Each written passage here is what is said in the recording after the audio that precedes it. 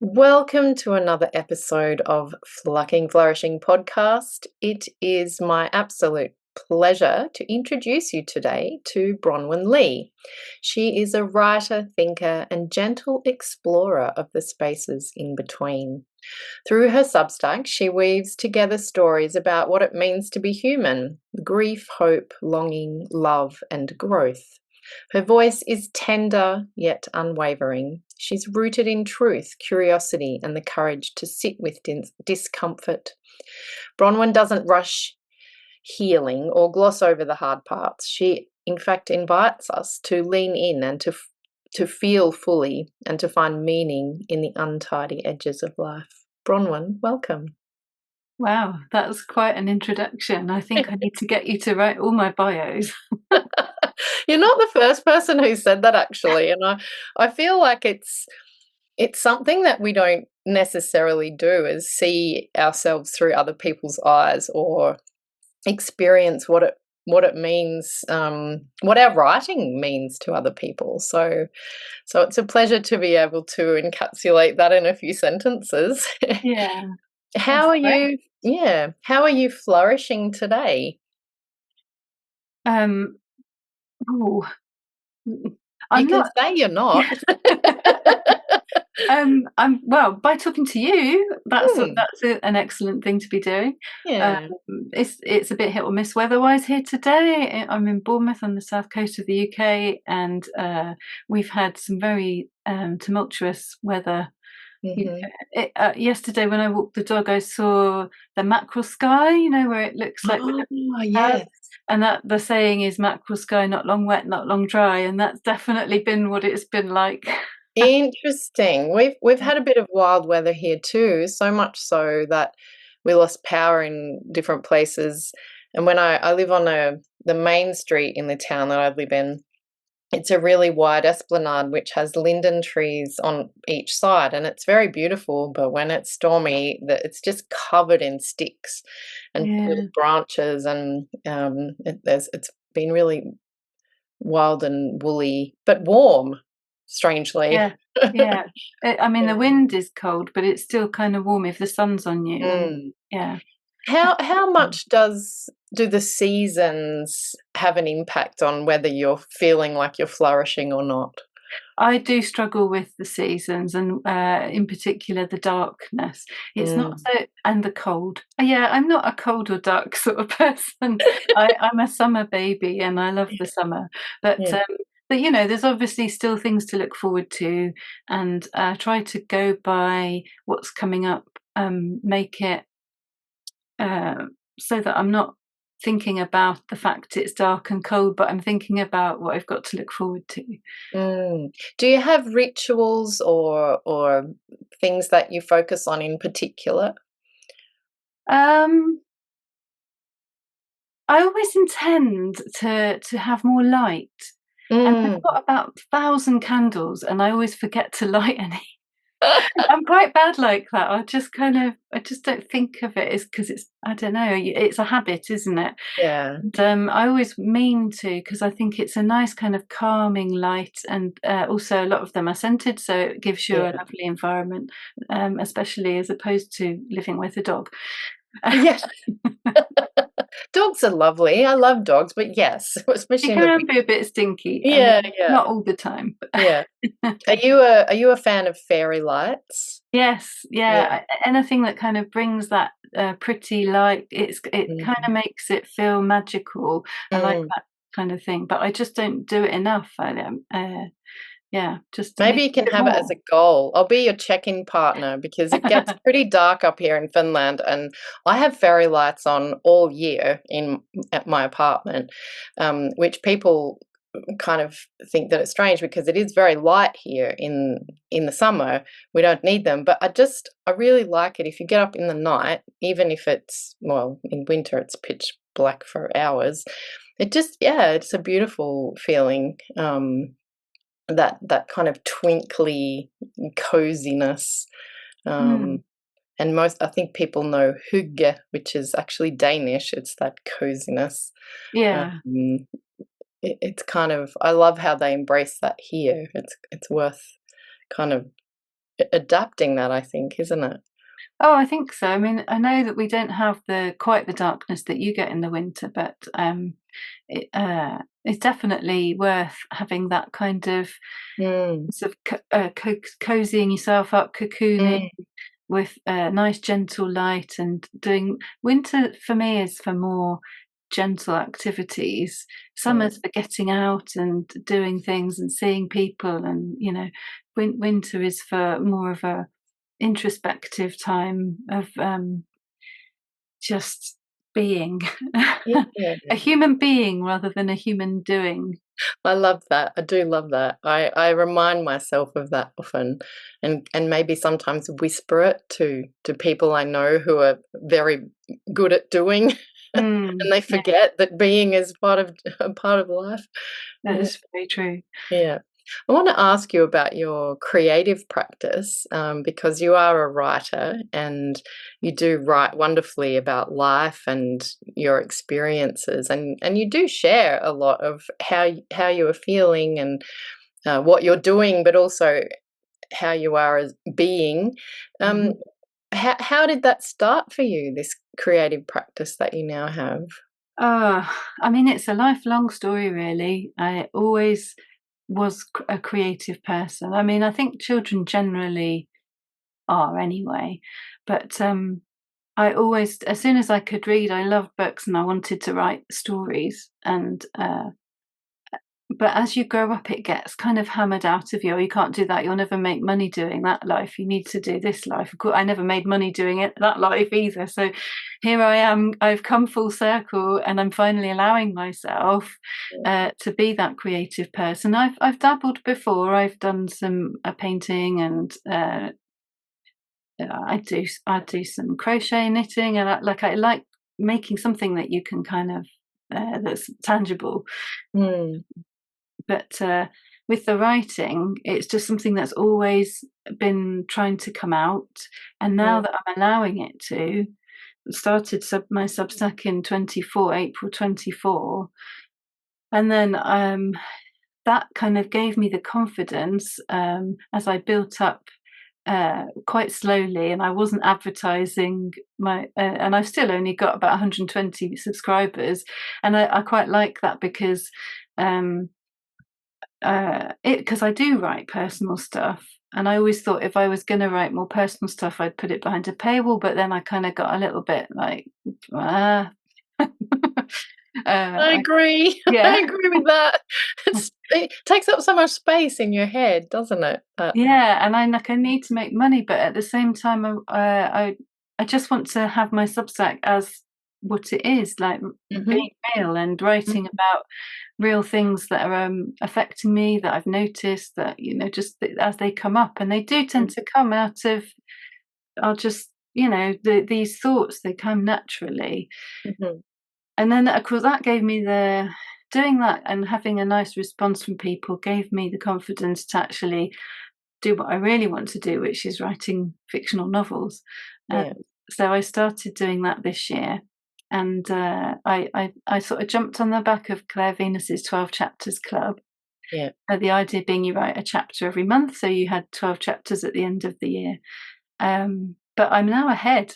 I'm on 11 out of 12, and I'm hoping to start editing before the end of the year.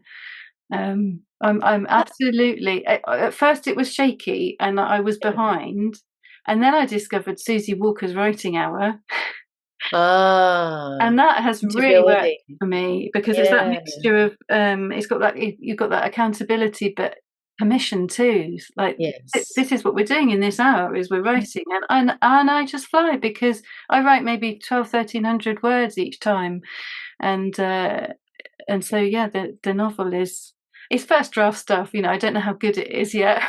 But, That's exciting. That's an amazing accomplishment and an incredible milestone. well, and it's really lifted my whole spirit because Yeah, I feel like now I'm on the right path.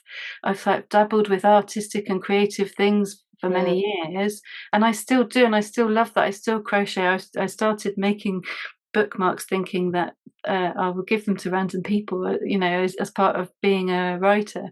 yeah, And uh, uh, there's painting. I'd love to get back to doing some Yeah. more painting, because that's the sort of thing that really is like a meditation. Mm. When you realise that, oh my goodness, 2 or 3 hours have gone by, and I Yeah.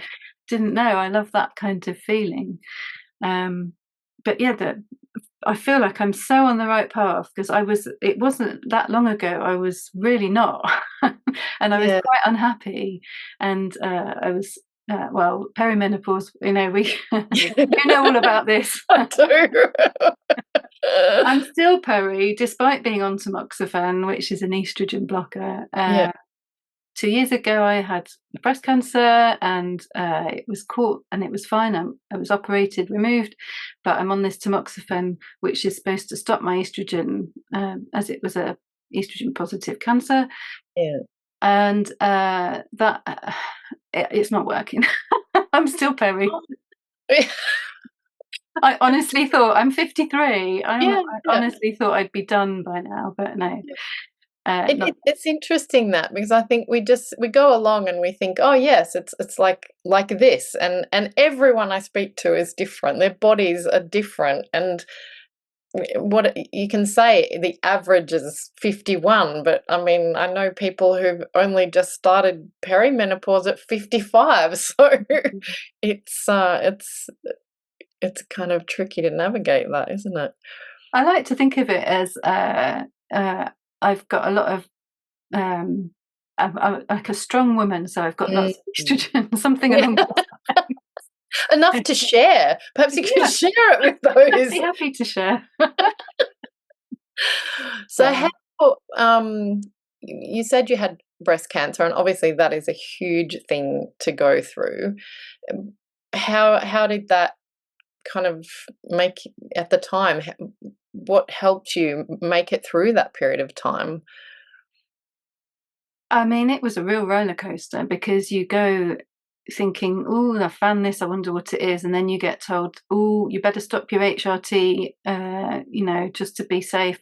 And from the face, I knew from the faces of the Mhm. people who were scanning me and whatever, that it was something. And then you go and get your results. And I was so lucky that my friend, who is a nurse, came with me.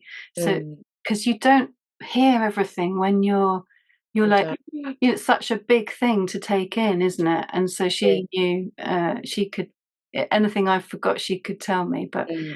um, and she was with me. She took me in when I had my it was a day surgery. You'd feel like Okay. it was a big thing, but it Yeah. was a day surgery. I didn't even miss that much work. I just had a couple of days. And then I had, a bit later on, I had 5 days of radiotherapy. I think I got off quite reasonably easy. I felt guilty for that. Oh, that's interesting. Yeah, I feel like other people go through so much worse with it, Yeah. and I didn't need to have chemo. Uh, Mm. but at the end of the day, it was me that caught it, and Mm. I feel like maybe that I'm more in tune with my body than I think I am. Yeah, that's interesting too. Is that something that you've realized since then, that you listen perhaps more to your body than It's popped up at various times, I think, but Mhm. quite a few years back, maybe now 8 years or so ago, I had a feeling in my side, and I still sometimes get it, actually. So I don't know if it was related at all, but the scans revealed I had polyps in my gallbladder and ended up having that removed. Um, but now every niggle I'm like, is that something? Is that so it's not always a blessing. Well, yeah, I guess it's better than having nothing Yeah, no, and then I'm discovering horrendous things, listening to yourself. How is that connected to your writing in any way? Do you feel like as a writer you're kind of more connected, or is it just something that's appeared in your life or that you have noticed? I feel it's the thing that creative people do, sort of being Mm, able to be in touch with the things around them. And mm, I've recently been having sessions with a lady who teaches biofield theory, and she's been doing some therapy on me, which has also really changed and brightened my light and things. I don't know how to describe it really, but she's basically unblocking historic mental blocks within me so that Mm, I can like live as I'm supposed to be living. And mm, I feel like I'm on the verge of that. In fact, for a while now, I've been feeling like I'm on the verge of something, and I don't know what it is. And yeah. yeah, so that's quite fascinating, and I like the idea of that we everything is wavelength, thoughts are Mm, wavelength, and energy. that thing where the phone rings and you know who it is. Mhm. It's science, Mm, and we don't talk about it because it's kind of a bit out there, mm. but it's actually real. And It's interesting the things that we for me, I often feel the things that we think are out there are actually so tangible and in our lives. We've been kind of taught that that's not the way because we don't have all of this kind of Western exploration of it. Yet, if you look to Indigenous cultures, they would look at you and go, "Yeah." mm, And it's like, "Yes, because that is how the world works." yeah. Um, We've hidden so much in our desire for progress and mm, progress. It's yeah. not really progress. Well, it's maybe advances in technology, and there may be advances in science, medicine, and all the rest of it. But in terms of us as human beings, we're the Mm, same as we were in the Stone Age. We've not mm. really evolved or changed at all, or have anything to speak of. It's progress through a very narrow lens, Yeah. which isn't it? Where the Dare perspective I say the patriarchal lens? yeah, exactly. Exactly, which is a system that we're all in, men and women. Yeah. It's I was reading recently about the calendar, how that even the church changed that from 13 months in the year, which was run by lunar cycles, and mhm. made so much more sense. And so much more sense in our lives as women. Yes. Yeah, in our lives as women, but also just nice even 13 months worth of 28. And Mm, I didn't realise that that's where unlucky 13 came in, is because the church wanted to spread 13 as a bad thing, yeah. and we were having 12 months because that was much more, godly or something. Someone decided it was godly, and Yeah, now we have these ridiculous ways of trying to remember how many days there are in a month. yeah, exactly. And we always did the knuckle one at We school. did that too. Yeah. Yeah, or every oh, now I've forgotten it because, of course, when you want to, but yeah, the knuckle thing, January, Yeah, February. January, Yeah, February, and March. then February, that random month that has less, and you had to have that. Yeah. Yeah, I know, it's a bit crazy, isn't it? So I think a lot of the issues around being detached from our nature come Mm, from uh, perhaps when Christianity was, or the church at least, was newer and was trying to put out its controls and spread its message. And in doing that, I think probably through fear, most things are, aren't they? They mm, wanted to shut down all the idea of how we would be in touch with nature and mm. part of the living world. And a lot of human problems now, I do really strongly believe, come about because we're so detached from nature.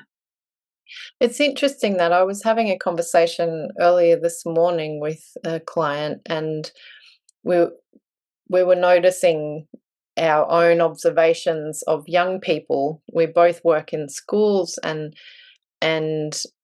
just their behavior, and perhaps it's also adults now too, but especially young people who I've seen them out walking, looking at a telephone. They're Mm, out walking in nature with beautiful surrounds, yet walking and when I'm out biking, I've actually had to really ring my bell and wave because, of course, they're wearing headphones because they're weaving, they're watching their phone, not listening and weaving. And so, as a bike rider, it's scary. You think, "Am I going to hit you? I'm going to stop."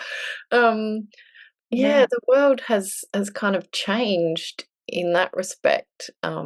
It feels like we're doing a great big experiment with a Yes. whole population, a whole generation. Yeah, I think so. And I think eventually well, I don't know which way will it go. It could go either way. But Mm, I do think I know that I'm addicted to my phone because I mm, pick it up for absolutely no reason yeah, and I scroll blindly, and I'm mhm, trying to give that up. Mm. and just limit to, 'cause I work with social media, so I kind of have to have it, but I have to limit when I'm using it for Mm. myself. Yeah. Do you have strategies? Have you worked out ways that help you in It was the lady that I'm working with about the biofield resonance. She's suggested giving yourself 15 minutes in the morning and Mhm. then booking it in, writing it in the Mm. diary so that you know this is my time that I can look on my Yeah, phone. yeah. And I think if you had that, if I could, I haven't quite got to being that strict yet, but if I Mm. could be that strict, I think if you're limited in the time, Mm. just look at the things that were more important to you. And Mm. I get caught up in all the horrible comments on some posts Mm. at the moment. In Bournemouth, we've got a bit of a thing going on with. We have some hotels with refugees. Mhm. There's been a lot of people protesting outside them, which I think is just horrible. Mm. And those people are forming their own kind of vigilante kind of groups that are saying they're going out in the evenings to protect women and girls from these refugees, where actually I think about two-thirds of them have been done for domestic abuse. And so they're not really interested in Mm. helping women. They want to be out there feeling like they're Mhm. these big men, and there's women too, which is surprising sometimes. But um, yeah, it's not a nice feeling at the moment, and you've got Mm. every sort of thing the police try to do. There's all these comments, uh, Mm. flags everywhere, and that's not a very British thing. I noticed when I came to Norway earlier in the year to visit my sister, and loads of people have the flags at their houses that they have, and that it's kind of nice. But we don't do that here. We put flags out for sporting events and things Yeah, like that. But this is the right wing have kind of hijacked it yeah, and yeah. using it to send out their message, Mm. that sort of Britain first thing, which is Mm. we're a world, we're a whole world. It's a global world. No, it's not like we're little. Yeah, you're not disconnected, you're not Yeah, isolated. Yeah. yeah. So I don't know why. I think maybe it is that it is just run by fear. It's completely Yeah, all about people's fear, and the politicians know, and the media knows, and they play to it. yeah. And we get further and further apart as a community from each other. And Mm. yeah, 'Cause that's sort of an example, a microcosm of what's happening everywhere in the world, isn't it? yeah, That it is. that is that fear and when we have world leaders who also kind of walk that fine line, and we know who we're talking about. He's coloured orange, but, having a world leader like that, it He's doesn't. not the only one. We've got a rubbery Oh, faced one over here. yeah, Yeah, there's yeah. dangerous Yeah, people. yeah, Yeah. yeah, that deny. How do we stay flourishing in all of that? What's your message? Well, I think it is just keeping on our own path and being creative and doing the things which bring us joy, and Mm. and maybe a little bit of not necessarily activism as such, but feeling like you're making a difference in a positive way. I think that can help. Just if Mm. you're helping one or two people, I think that can really make things feel better. And actually, if people are trying to drive a community apart, the thing to do is to try and bring it together. Mm. And that means talking to everybody, the people that you disagree with as well as the ones you do agree with. So yeah, I think that's the only way forward is not to Mm. just ignore it all and fall into a hole of despair, but Yeah. to be active within it. And which is why I sometimes get caught up on social media replying to comments. I have limited my apps. So I've gone in to my phone and I have set limits. So I only have a certain amount of time. That's helped a lot because it will Mm, come up and say, "You've been here for 20 minutes." And I can ignore it, but it yeah, just reminds me. And then I'm like, whoa, 20 minutes? I could have been doing something else. Or I'm like, oh, well, time's up now. and that's been helpful for me. Yeah, I might try that. That's a Mm, good idea, because it is yeah. that thing where time just goes and you're like, "Oh my goodness, how did it get to be 2 o'clock?" You know? And you haven't moved. That's the other thing I find is that you're Yes. sitting there and all of a sudden and I mean, I'm 51, nearly 52, and you get up and you're just like, it's a bit creaky and I'm like, "What am I Yeah. doing?" I'm just sitting here. But that's the other thing that I've been doing, which has helped me, is I was starting to feel quite weak and feeble, thinking, "Gosh, I'm really like I'm wobbly." I used to always be have quite good balance and everything, and so I kind of bit the bullet and joined this local ladies' gym, women's gym, and they've got some really fantastic uh, facilitators. I can't think of the word. Mm, yeah. And the classes are fun. It's weight training, circuit sort of thing, Mhm, and I've been doing it since about the middle of June, and I'm starting to. My balance is better. I'm feeling stronger, and it's making me not more confident necessarily as a person, but confident in myself, in my own body, mm, confident that my body can do certain things, you know, mm, like I can lift weights. I'm not so good with the ones above my arms yet, but mhm. I can lift 5 or 6 kilo weights to do below stuff, Yeah, yeah. and I've really enjoyed learning about how lifting the bars as well. That's quite, Yeah, okay. Oh, yeah. that's interesting. Is that something that surprised you? Yes, because I was like, so, "Oh, I'm not gonna be able to do this, I'm gonna be terrible," and the fact that I could do it was like, "Oh, actually, this is fun."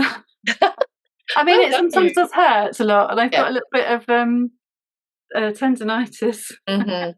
but, uh, but, uh, but the hurt is it's a good hurt. It's like, "Oh, I've worked that. Yeah. That's I can make myself stronger doing that," you know? Mhm. Yeah, Yeah, it's a different feeling, isn't it? Instead of that, I mean, I'm hurting and, I'm going downhill to I'm building my muscle and yes, it's gonna hurt a little bit. yeah. Yeah, Yeah. because I had that menopause thing where you get out of bed in the morning and your feet and ankles ache and you have to kind of rotate them a bit and stretch it before you can walk properly. Yeah. Yeah. So what is if you had to whisper something in the ear of your 30-year-old self, what would that be? Just to trust, to trust myself, to trust Mm, my instincts, intuition, and all the messages that are there, but you don't always see because of you know, all the craziness of society and the world around us. mm. Just to trust in you and not get distracted by things that don't matter. Yeah, that's beautiful. What are some things that you have learned? You're now 53, you said. What are kind of big things, big realizations, or maybe small ones that being 50 has allowed you to kind of reach?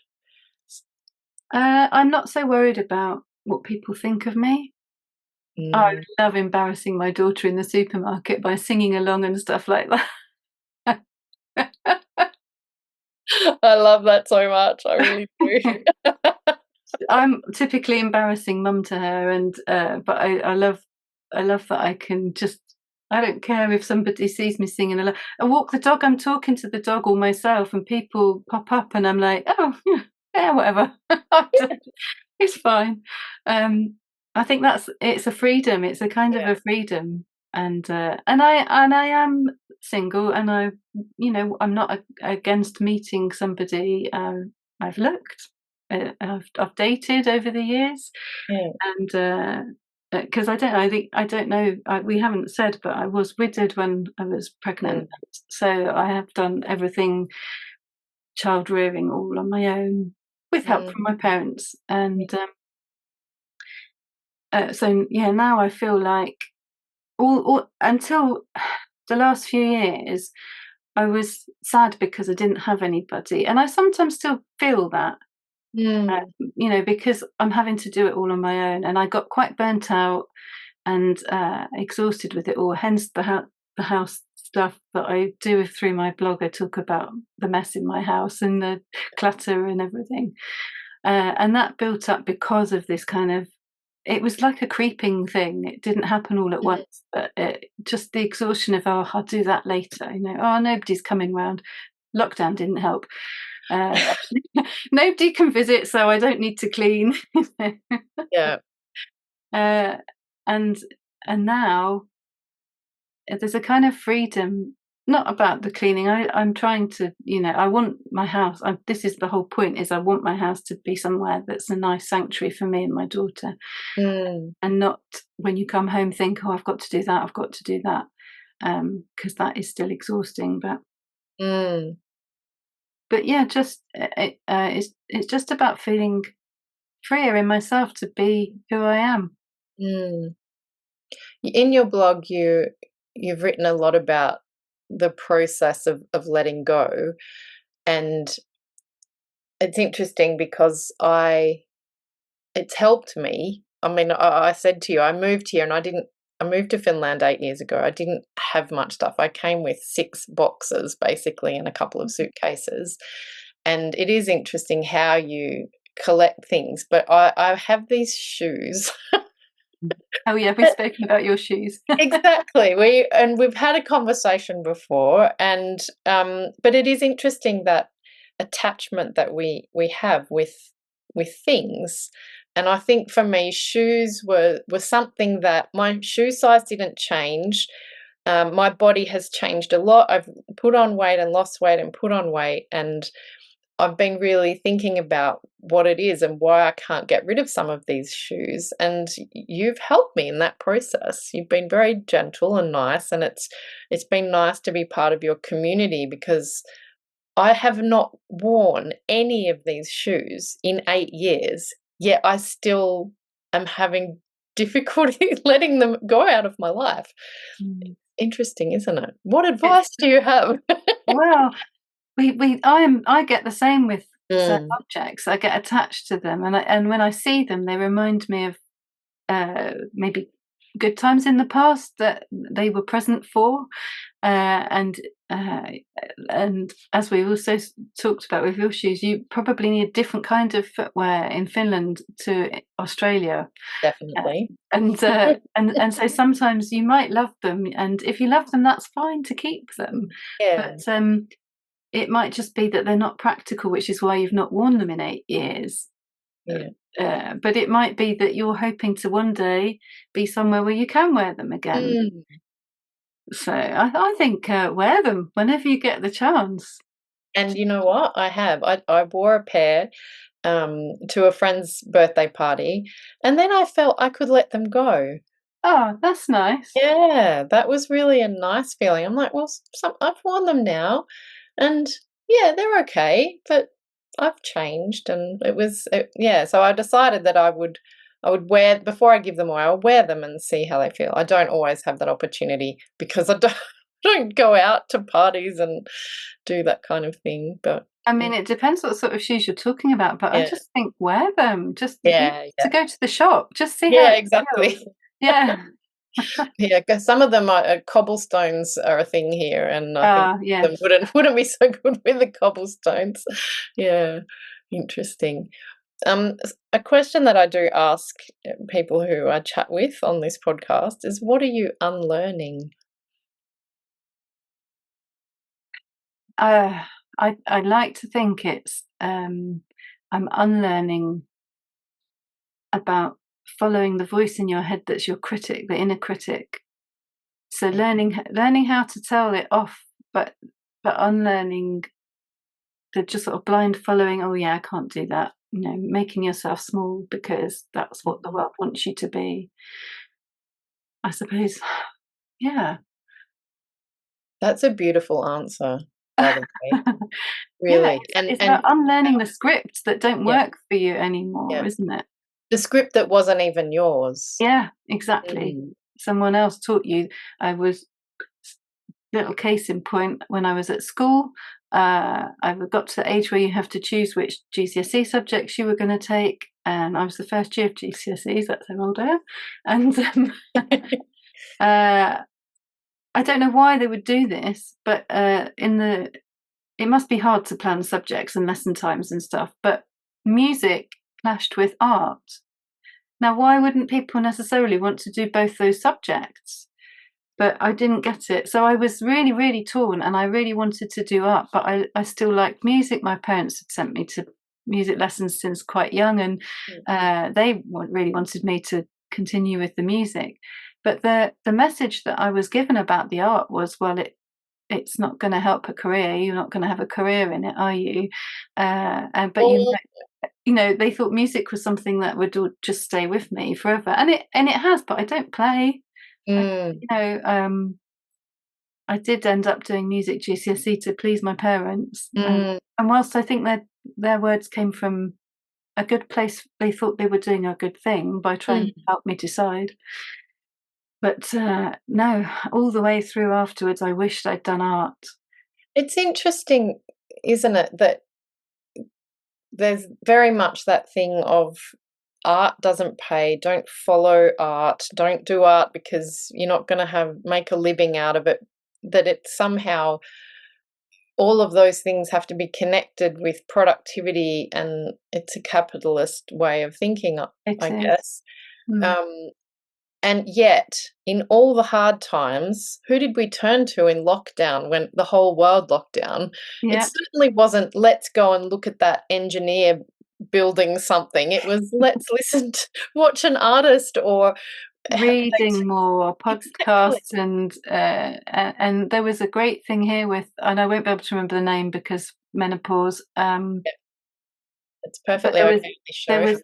there's a lovely chap who's an artist who's quite flamboyant, and he did a free show, I think, with his mum, Mhm. and things like that. People were Yeah, really putting it out there, and the creativity saved a lot of people, I think. yeah. My daughter included. I mean, she just, if she needs to unwind, she'll just go and Mm. paint a load of stuff and make a complete mess everywhere. And, which is great, isn't it? Yeah, It's well, like the she needs it as an outlet, yeah. Yeah. Yeah, it's interesting. My children too are really creative, and I think that probably saved them as well during lockdown, or during difficult times. And I've often, I mean, being in education myself, I hear STEM and it's so important. It's the science, technology, engineering, math. And I feel like, well, the A is missing. It should be STEAM. It should be Yeah, science, technology, engineering, art, and maths, because without the art, we need creativity. We need creative engineers and creative science and exactly. creative tech. That Yeah. it's And it's the people who can do the creative thinking Mhm. that make the progress. The great scientists of our times and of past times, they've been creative thinkers. And that we have the time and space to do nothing, or to be in nature, or to just doodle, or grab some paint and do some swirling, where it's allowing us the space to be able to have those creative ideas land in our life. Yeah, definitely. And this is a lot of what's the kind of world we live in now in the West, at least, is it's what's missing because we're being driven to be more productive, more creative, not more creative, more productive, Mm, more earn more money, have mhm, more stuff, and mhm. nobody looks at ever gives themselves time to think, what do I actually want? What's my path? What's the best thing for me? You know, physically, spiritually, whatever it is. Mm, And that's what it all comes down to, really, isn't it? At the end of the day, but we're not given the space, and no, we need it. And people are thinking. I'm part of a local writers group here locally in Bournemouth, mm. and they've got a Substack now, actually, author events, Oh, nice. and they. I'm going to have lost my thread because I end up telling you so much background that I've forgotten where I'm going with it. Um, Welcome to menopause, everybody. I think I've always been a little bit like that, to be fair, but Yeah, yeah, definitely now with brain fog. Uh, yeah. but I can't think what it was. What were we saying about? I Uh, think it was just being oh, creative. giving yourself space. Yeah, there you go. Yeah. oh yes, we were giving tips, and one of the best tips that I'd heard that I passed on Yeah. was that writing doesn't always look like productive. Yeah. Writing can look like staring out the window. Writing Mm, can look like having a walk in the woods or by the sea, wherever you've got, in nature. mm, And that's so important that we give ourselves that time. If we don't, we burn out and we can't create. mhm. You need that time to just be and to think and to expand on ideas and let them Mm. grow naturally. Or even notice. I find there's so much in the noticing of, like, the I mean, the whole calm thing is not necessarily, it can be great at times, but it's sort of like thoughts like clouds more maybe, or noticing what's happening in nature. And I was speaking to someone recently saying how much time in the summer I spent watching spiders make webs, which is not something I ever thought I would spend much time doing, but it was amazing just watching a spider build a web. They're incredible. I mean, they're absolutely amazing, in their creation and just how they go about it. And it was really quite amazing. A kind of grounding, listening to birds and watching leaves in the wind, and spend a lot of Yeah, time doing that. yeah, I'm the same. I like those sort of observations, Mm, and I think definitely in the lockdown, when I actually still was going into the office, which was only down where I worked at the time, was mm, just a few minutes down the road from me, um, mm. and I was just the only one going in and organising the stuff from that end for other people to take away, and Mhm. I felt a little bit hard done by that. I didn't get put on, so I could not work. Yeah, I had not work for a while. It was amazing. I loved it. I read so many books. I made it to the library before the library closed, so I had this huge pile.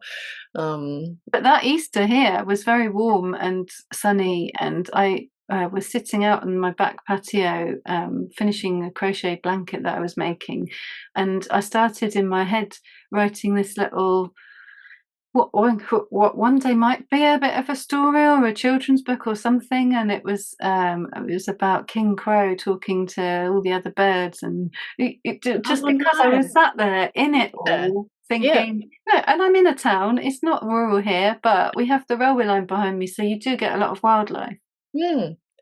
and a lot of birds, and I yeah, I just love that sort of time to just think. Yeah.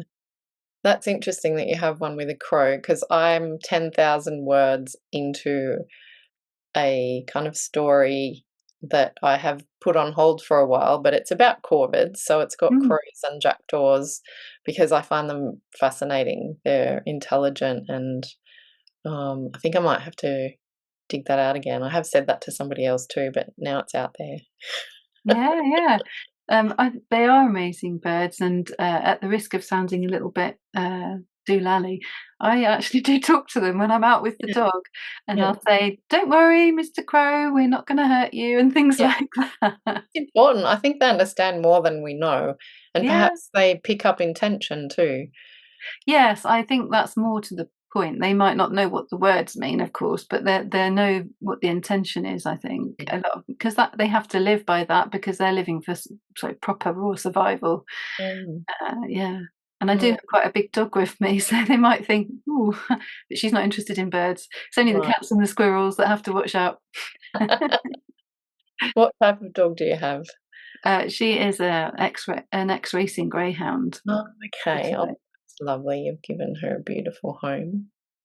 yeah, I think when I was in my 20s, we went once with a group of friends to the greyhound races, and I just felt so sad for them. But when you Mm, find out that they just get like thrown away at the end of yeah. their racing career, and my girl, she was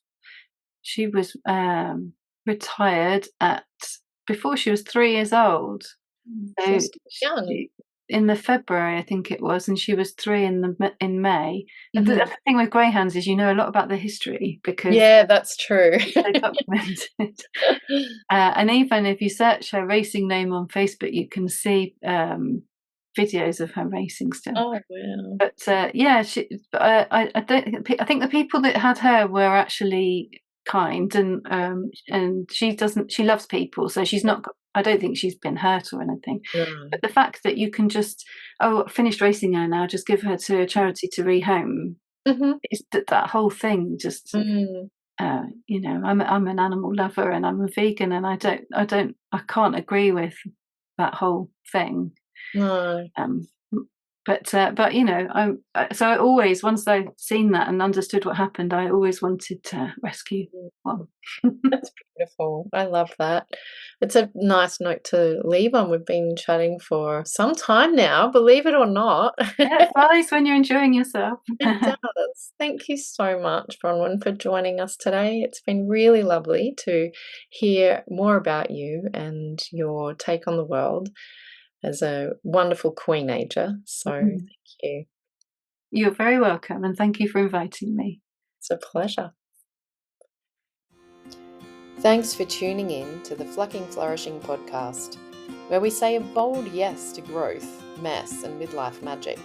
If you loved this chat, make sure you're subscribed, share it with your fellow queenagers, and perhaps leave a little love in the form of a review. It helps more fabulous humans find me. Until next time, keep flourishing your way, no fluff, no filters.